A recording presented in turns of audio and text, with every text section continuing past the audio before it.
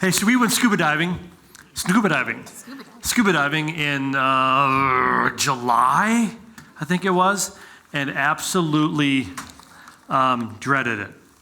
Well, some of us dreaded it and some of us loved it. Yeah, I'll take this, and this. Yeah. And there was like a bunch of lessons that we learned and principles and stuff. And one of the coolest things that we probably learned through learning how to scuba dive was the importance of friendships, of having a scuba buddy. And so we're actually starting a new series today called like the gifts that God gives, or God gives gifts. And one of the gifts that he gives, and I think sometimes we forget about it, is that God gives us friendships. He gives us people in our lives to share life with. And as any gift, we have to like actually open up the gift, and we have to like use it and be a part of that gift. And so that's what we want to talk about today. Yeah, so if you've ever been scuba diving or whatever, you know you can't do it alone. It's not a single sport. You have to do it with a partner, your friend. Yeah. And so much so that on your tanks, you have your breathing gear, and then you have an extra one, the octopus, the breathing gear. So if something goes wrong with my partner's air, he can use some of my air. Yes. And so it's just so much of a buddy system. So it reminded us a lot of how friendship is. Yeah, and one of the things that happened when we went scuba diving, speaking of the whole importance of friendship, is some of you guys know that on our last day of getting certified, we were in the Gulf of Mexico, and we got sick. Yeah. Like dreadfully sick, throwing up, sick. And on that day, I remember sitting down, and the boat was rocking and moving, and I'm like, this is horrible. And so can I just get my gear on so that I can like just get in the water? And I thought if I get in the water, I'll be better. And my instructor said, yeah, you can go ahead and do that, and we'll follow you. And so like as best as I can, and I'm trying to get the stuff on, and the tank on, and get it on me. And I head out to jump off. And one of the things that friends are supposed to do is check each other's gear. And so they're supposed to be like, hey, let me just make sure that everything's working good and everything's connected. And they make sure the oxygen's on and that it's working and flowing. And in my haste of like just this difficult moment of panic and stress, and I was going to jump in the ocean and I was vomiting. Yeah. So I didn't check his gear.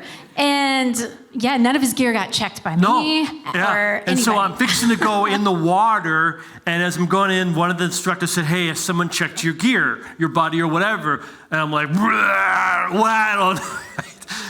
He checks my gear, and my oxygen was off. So not only I didn't have any air in my BC, and I mean, I was just panic mode. I wasn't thinking. I just wanted to get in the water. And like, I would have sunk. It would have been bad. But what a great example, though, of the importance of friendships. Like when you're going through a stressful time, a moment, and life isn't making sense, and nothing's happening like you think it should, and you're just in panic mode, like a friend is someone that can come alongside you, and just for a moment, like just check your gear, right? Yeah. Everything intact? You okay? Let's make sure you're not going to drown. And so we're going to talk about that today, like the importance of friendships. Why it's important, what are some examples of friendship, and let me help that with you, friend. Yes, thanks. Those things are heavy. So the importance of friendships, why do we need friends? What does the Bible say? What are some examples of really good friends in the Bible? But before we do that, I'm just curious, how many of you have done some sense of scuba diving before? Just curious. Oh my gosh, keep your hands up. Really? People I wouldn't even think. Really? Wow. Yeah. Great job, you guys. There was probably over a dozen of you that raised your hands in this service. And then in the first service was probably, a half a dozen? At least, yeah. Wow, you guys are amazing. How many got sick? And thank you. Courtesy hand, appreciate that. So let's talk about it. Gracious God who gives us great gifts. And one of those gifts is friendships. Let's talk about it, eh? Yeah, so it sounds spiritual to say it's just me and God, but that's not the way it works. God made us to share life together. He made us to have people with us, to iron sharpens iron, and just we grow during these moments, both physically and mentally and spiritually. And so God has given us the gift of friendship. Yeah, so there's a lot of examples in the Bible of really good friendships. And the first one I want to talk about is, you wouldn't think of it usually as a traditional friendship, but they were related. So Abraham and Lot were related, but they were also friends. And so Lot, if you recall, made a lot of bad choices. So Lot made a lot of bad choices, and one of those choices is that he decided when Abram and him split that he would go towards Sodom, which was not a very good city, and live there and stay there, and Abraham would go somewhere else. And long story short, eventually people kind of come into Sodom and they take people captive, and one of those people was Lot.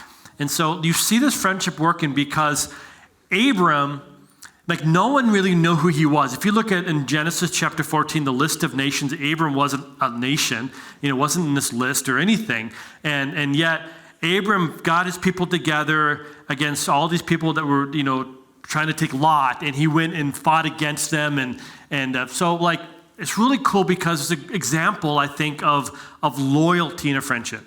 When you're willing to stand with somebody and for somebody, no matter what happens, you're with them. Even if they make dumb choices, hey, I'm not going to leave you in your dumb choice. A friend sticks together and works and pulls them out of it. So that's a great example, I think, of a biblical friendship, and one of the reasons why we need friends in our life. Yeah, one I was thinking of as we were doing this is Ruth and Naomi. And so a lot of times people are like generations, you really can't have a friend that's, 20 years older than you or whatever, but that's not true. A lot of times friendships are made over things that are common. And so if you look at Ruth and Naomi was Ruth's mother-in-law. And that again, a lot of times in our society, it's like in-laws against, mother-in-laws against daughter-in-laws. And just as a little side note, I have one of the best mother-in-laws ever. She's so amazing. Suck up. And and I love her. We have a great relationship. Who's going to be the favorite daughter-in-law in our family with 5 boys, right? Anyway, keep going. I think I already am. But you are. I have an amazing mother-in-law as well. Kay, right back there. You should wave. No, okay, there you go. So, yeah. You're not her favorite anymore after pointing her out. No, I'm just kidding. But anyway, Ruth and Naomi. So Ruth's husband died, which is Naomi's son. Well, Naomi's husband died, and all the daughter-in-laws, don't have husbands anymore. And she's telling them, look, go back to your families, because in that society, women can't make it on their own. You have to go back and have them help you. And Ruth, she comes out with that powerful speech of no, your people will be my people. Your God will be my God. And she was with her and going with her. She was committed. And it came out of this common ground of the tragedy in their life, but she was committed to being that friend. And a lot of times friendships are made out of something common. Yeah. So maybe our kids are on the same soccer team, or maybe we both work at Meijer, or maybe we both, ride the same bus, or whatever it is. There's that common ground that brings us together, or tragedy that brings us together, that forges this friendship. Which is a great way to find friends. Don't go through tragedy to find a friend. I just need a good friend. So, but when you're going through something or you're a part of something, a great way to find a friendship is through a common interest, or like a common place. And so, yeah. Another one that most of us probably have thought about when we think of friendships, of course, you would think of David and Jonathan. And I think one of the reasons why that one stands out to me especially is because King Saul's son, one of his sons is Jonathan, and Jonathan strikes up a friendship with David. And through this whole relationship, like they fight together, they stand with one another, loyalty's there, they defend each other. But one of the things that really impacts me the most is that Jonathan, in essence, gave up the possibility of really becoming a king. Like Jonathan could have been the next king. Like when Saul died, Jonathan could have been the next person. But the fact that Jonathan chose friendship over position is a great example of a friend. Someone that's like, that will stick with you in accusation and in times that are stressful. Like I just love that example of a friendship. And so, why do we need friends? Because you need someone that's like loyal. They say there's 3 things that every friend needs to have. It's a displayed love, a loyalty, and an emotional openness. And I thought, man, that could be, some of that could be tougher for you, a youper. But I don't know. But I love the fact that like how Jonathan and David had that friendship together, and it was a great example of what friendship should look like. That is a really good one. Also, Job, we all know that Job went through some difficult things. I mean, a lot of difficult things. And, his friends were there and they shared in his pain. And yeah, right, they didn't always give the best advice. But they were there and they walked with him. And that's something to remember too, is that friends aren't going to be perfect. None of us are perfect. We're all going to give bad advice sometimes. But that doesn't mean that we just give up on that friendship. But we got to look at the heart. What is their heart towards us? Yeah. So I thought that was a good example. Yeah, and it's interesting. I find out that I think it's interesting that Job's wife said to him, "Job, just curse God and die." Thank God you're not like that, but I just thought I should put that in there. Interesting moment. I don't think that has anything to do with this sermon. Interesting moments, But David, Shadrach, Meshach, Abednego, rather Daniel, Shadrach, Meshach, Abednego, another example of friendships. And this is especially for youth, young people, or maybe co-workers, people that are doing life together. I love the fact that Daniel, Shadrach, Meshach, and Abednego fought with one another in their faith. In other words, like they left the promised land, what they knew, and they were brought to a whole nother culture. And the 4 of them really helped each other stay strong in their faith. And one of the things that's super important about friendships is that they help us stay strong and accountable in our faith. And so I would encourage you, young person, or maybe you have coworkers, like find somebody to help you form that relationship and be like, hey, you know what? Like, I want to stay strong in my faith, and we're in a culture that's kind of anti-Jesus, anti-Christian. Would you help me live the life that God wants me to? Another great reason for friendships. Paul and Timothy, you have this mentoring relationship, a good friendship. And I think it was both Paul mentored Timothy, but I think Timothy also spoke into Paul's life. But another idea of mentoring up and down, and again, even age, right? So age wasn't a factor here. They could still be friends and be 20, 30 years in difference in age. Yeah, and then a great partnership that we saw or can see in the Bible is from Moses and Aaron. I mean, Moses and Aaron was one of the great examples of 2 friends working together to do something great. Yeah. And Moses was a great leader, but he feared public speaking. I totally relate to Moses in this. And but God gave him Aaron. So God gave him someone that was going to, I guess Aaron there's those people that love public speaking out there. Maybe everybody that speaks for TED.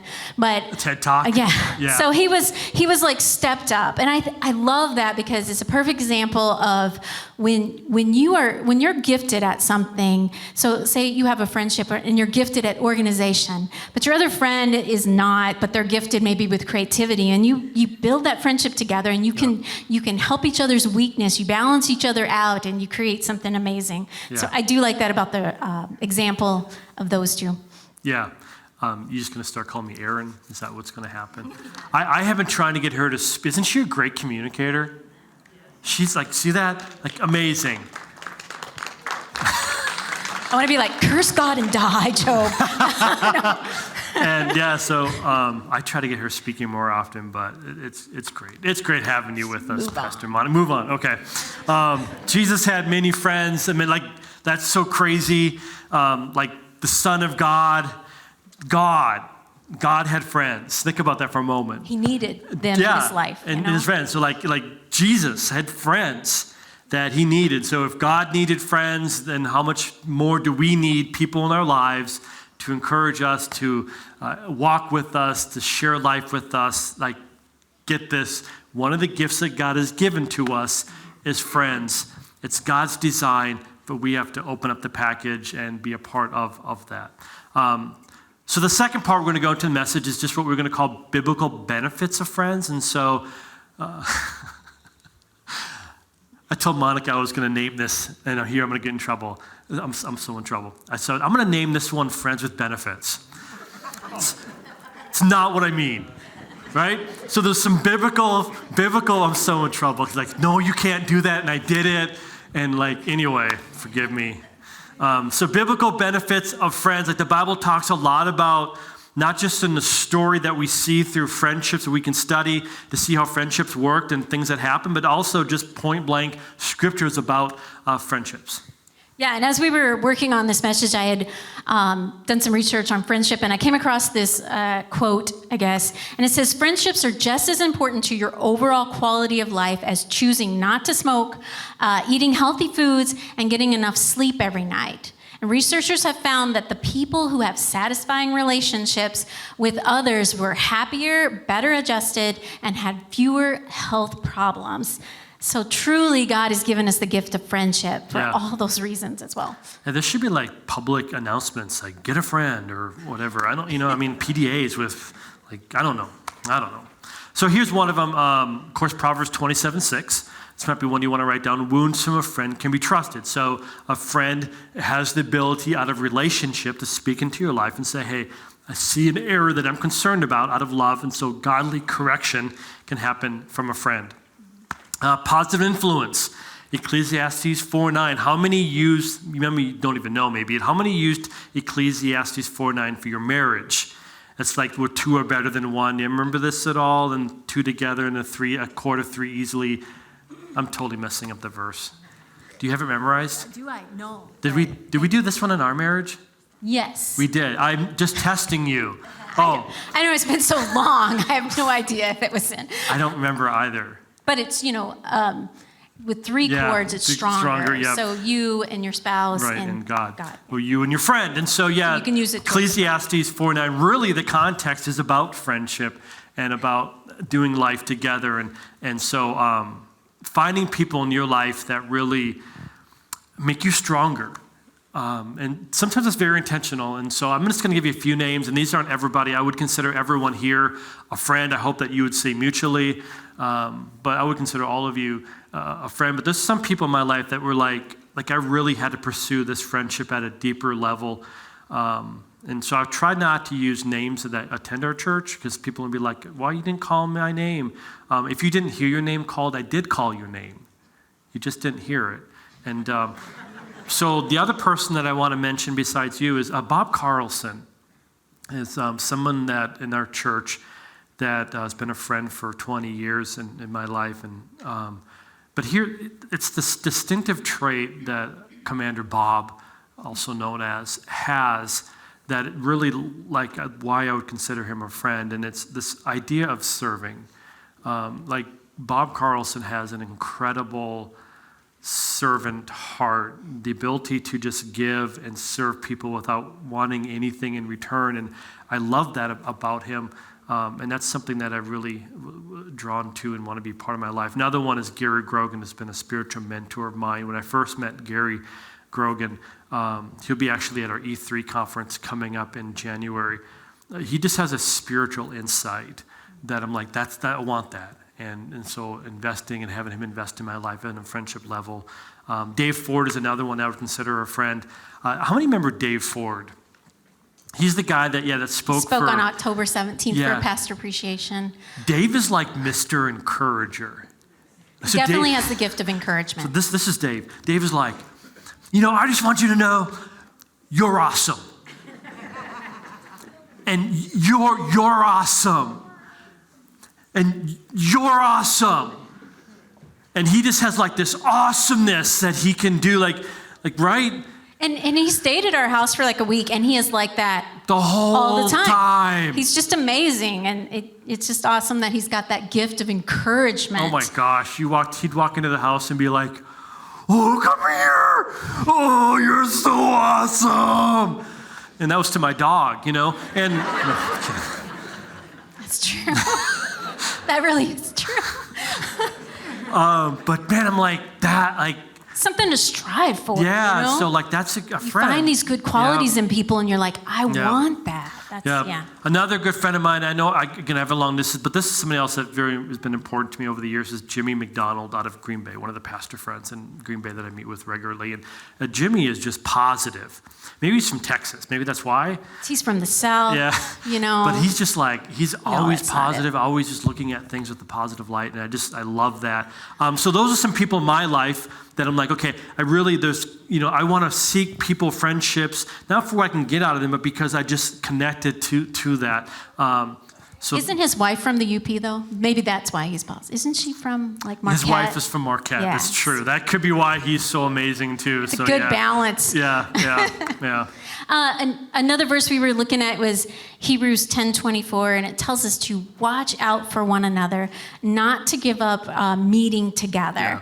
And so important to how to find friends, where to find friends is the church. Yeah. Is an amazing place to find friends.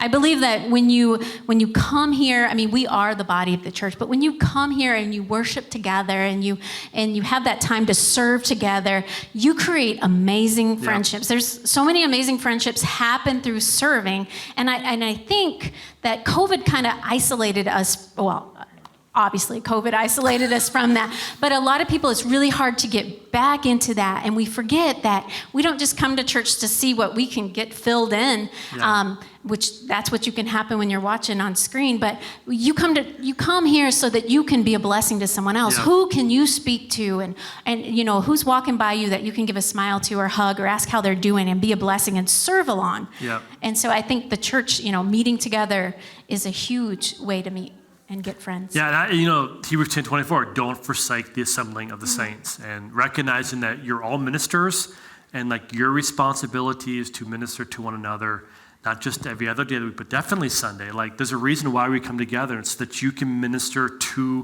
one another. And so you guys can just take a moment with each other. I'm going to talk to people online.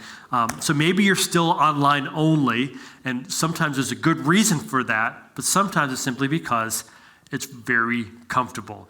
And so I just want to challenge you, if you're not online only for a good reason, you know the difference, I want to encourage you, be a part of a church body where you can grow together, build one another up, be accountable to one another. And so I would just encourage you. That's like a commercial break, right? It is. It's hard to get out of those pajamas, I know, but we got to come back and just be a blessing to each other. And another one is Galatians 6:2. It tells us to help us get through hard times. Friends, we need them for hard times, as we talked about before. Yep. A few other verses, and then we'll move on to what's some practical ways to find good friendships. James 5:16, pray, confess your sins to one another, pray with one another, James 5:16. And so that's something that's an important part of a friendship, praying with one another when a friend is in need. Hey, can I pray with you? The cool thing, Galatians 3:13 says, bear with one another and forgive one another. And so you need friends to accept you for you. I don't know if you guys know this, but I'm not perfect. I know. But you're not perfect either. Yeah, you're trying to fake it. She can't even fake it well. You need friends to just accept you and help you to be you and to see past, all the stuff that's not so great. So Colossians chapter 3, verse 13. Proverbs 27:6 is one about accountability. Yeah. No one is perfect. We all fall. We all fail. But if good friend keeps you honest, loves you in a loving way, and they're there for you. They're there to help you along. Yeah, keep you accountable. Mm-hmm. I keep trying to do that, but we don't work that so well, hey? When we first got married, accountability. I know. Where's this going? I don't know. We didn't do this in the first service. This is fresh for you. Remember when I didn't pick up my clothes very well? When we first got married? Yeah, do you remember that? And I just love that my friend would always keep me accountable for that. You know what I mean? It's so That's amazing. true. Yeah, I'd keep you accountable. I just thought they needed to hear that. Yeah. Does anybody else not pick up your clothes very well? Shut up. Don't raise your hand. Just How many you leave? Come on, for real. Thank you. God bless you. The rest of you are liars. Or you're married and you have Monica as your spouse. Anyway, so how do I find, I don't know why I decided to share that. It's fun. Yeah. Anyway, how do I become a good friend? What are some practical ways? I think, again, and I've said this 2 times now, this is the 3rd time, is that you have to open up the gift. If God gives us friendships, if God gives you a gift, like you have to open that. You have to work that friendship out. You have to unwrap it, unravel it. You have to work through the difficulties with it. They don't just, happen. They take time and energy. One thing, every time we go like on a vacation or we're somewhere at a different playground or whatever, my youngest daughter will run up to me and be like, "Can I go ask them to be my friend?" And I'm thinking, oh my goodness, I would never do that. But if you really want to, yes, you can go ask them to be your friend, because I'm like not an extrovert and she's extreme extrovert. So she will go up to him and be like, "Will you be my friend?" And then she starts playing with them. And then sometimes they say no, because maybe there's kid extroverts out there. And so I've had to preface it with like, if they say no, they just want to be by themselves. Yeah. Don't take it personally. But she puts herself out there, and most of the time it pays off. And so she just has these amazing friendships that she makes. Will they be my friend? But as adults, it's so much harder to make friends, because we're like in a restaurant and someone's sitting there and we don't walk up to them and be like, "Hey, would you be my friend?" And if someone did that, I don't really know what I would do. I would just say no. I probably wouldn't say no. No, you wouldn't say no. You would say no. I would say no. You would say, I would be like, "Sure, sit down." You would say sure. Actually, you would. You would be like, "Yeah, okay." But as adults, it's so much harder to make new friends or to cultivate that. And I just think it's important that we have to think about how we're going to do it. And so a lot of times it's to have a good friend, you need to be the friend you want. That's good. So you think about to yourself, what kind of friend do I want? I want someone that will text me, will start texting someone. Or I want to be a friend that, I want a friend they'll ask me over to their house for dinner. We'll start asking people to your house for dinner. Yeah. Or I want a friend that's going to check on me or send me, yummy Starbucks. And so start doing that for other people. And not all of those are going to pan out. But you're going to realize which ones are, and you're going to create some friendship, and then you're going to have this amazing back and forth friendship. Yeah, and I think to piggyback on what you're saying would be just that old, don't be oversensitive. Some of us have pursued friendships. I've pursued friendships with people, relationships, and it just didn't happen. And just sometimes that can really hurt, and you can be like, "Man, I tried to pursue a friendship. I tried, and I keep getting the door shut on me." So don't be oversensitive. Most people can only have really 6 close friends. 6 at the most. I'm probably at close, maybe 2, 3 tops. It's hard to be so that can be tough. But most of us can't have real close friendships. And then even there's this extended level of friendship. So if you have, maybe you're a 1 friendship person, maybe you're a 2, 3, 6. Most of us can't have what we would call, an inner circle of more than 12. And so we can be friendly, but so if you're trying to pursue a friendship with somebody and it looks like the door's closing, don't be offended by that. Just realize that God has other gifts for you, and that person might not just be the gift for you, it might be somebody else. And so don't give up, don't be sensitive or discouraged by it. Just realize that that person might already have their group that they have to hang out with. That's who they're connected with. This actually just happened to me. Yeah, it did. You know what's I do. I'm surprised you're bringing it up, actually. So I talk about clothes. You talk about friendships that didn't work out.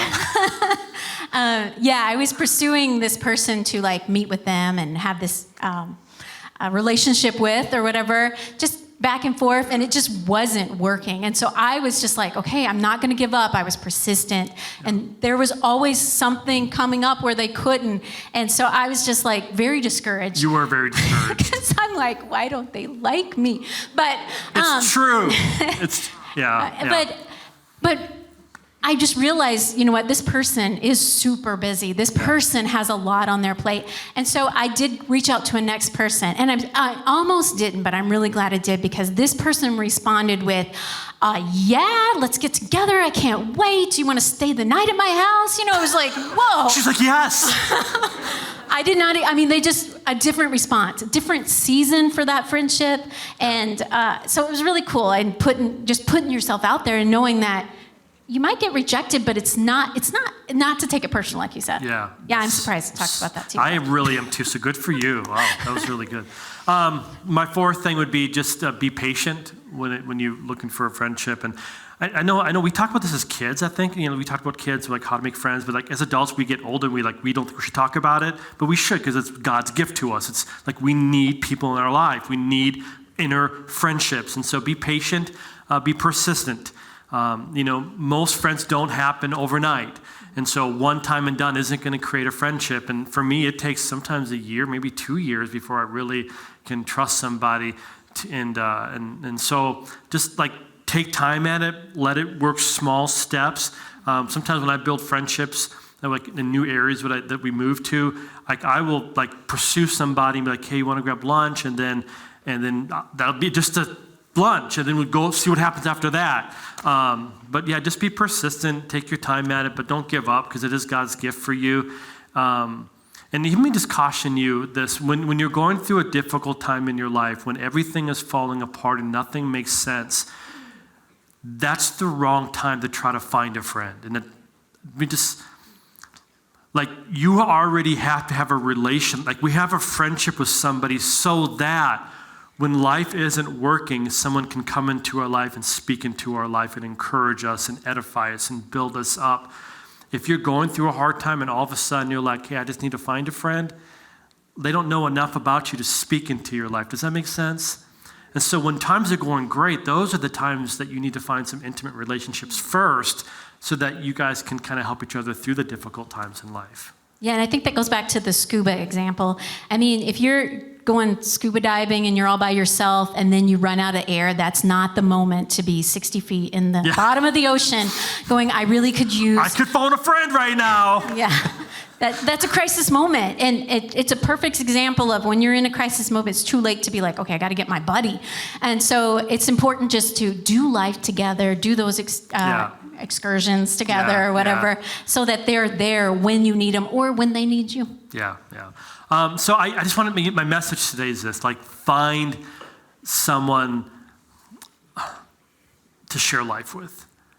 Like share life with a few people that you just be able to share some life with, that you're able to encourage and they can encourage you, that you can be real and honest and just let the gift of God happen in that area.